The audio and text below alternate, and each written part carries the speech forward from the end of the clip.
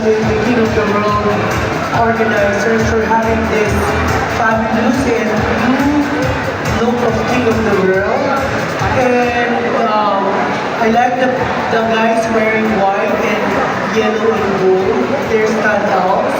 And also I would like to congratulate everybody because of their exquisite costumes. Thank you.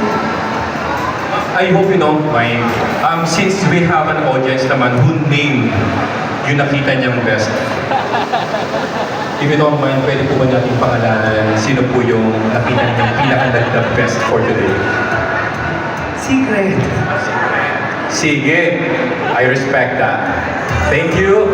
Alright, tanongin naman natin si King of the World himself, first runner-up. Mohammed. Ano naman yung pinaka-favorite mong royal regalia na nakita mo ngayong afternoon? Hello everybody. Yung pinaka-favorite for me, actually ang hirap eh.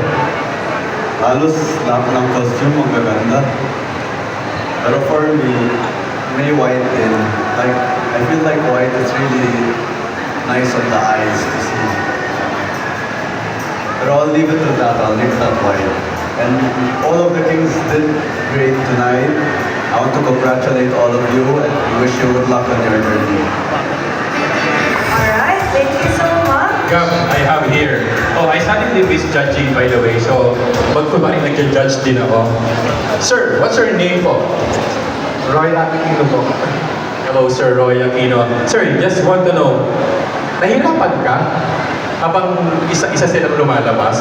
Kasi ang hirap mag-judge eh, di ba? Like imagine mo minsan yung feeling na mataas mo na to, biglang may lumabas na mas magaling, babawasan mo na naman yung points ng isa.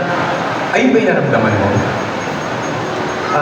First of all, gusto ko muna i-congratulate si Naimeg dahil mukhang sa kanya lang talaga lumabas ng costume na to. So palakpakan natin si Naimeg. So sa dami ng male pageants, laging festival costume, national costume. So bagay na bagay ang king costume para sa King of the World. So palakpakan natin si Naimeg. Mahirap mag-judge dahil unang-una talagang isang team yung paglalabanan. So, paglalabanan na lang talaga dito is kung paano nyo dalhin yung damit. So, sa tingin ko, ang nag-stand out para sa akin, very stunning kasi para sa akin is the color of white and gold. Something ganon, parang nakaka-king ang dating sa stage. So, good luck sa inyong lahat. Lahat naman kayo ay magagaling talaga. So, kita-kits na lang tayo sa finals at mag-shine kung sino talaga ang tunay na king sa gabi nito. Thank you so much, Sir.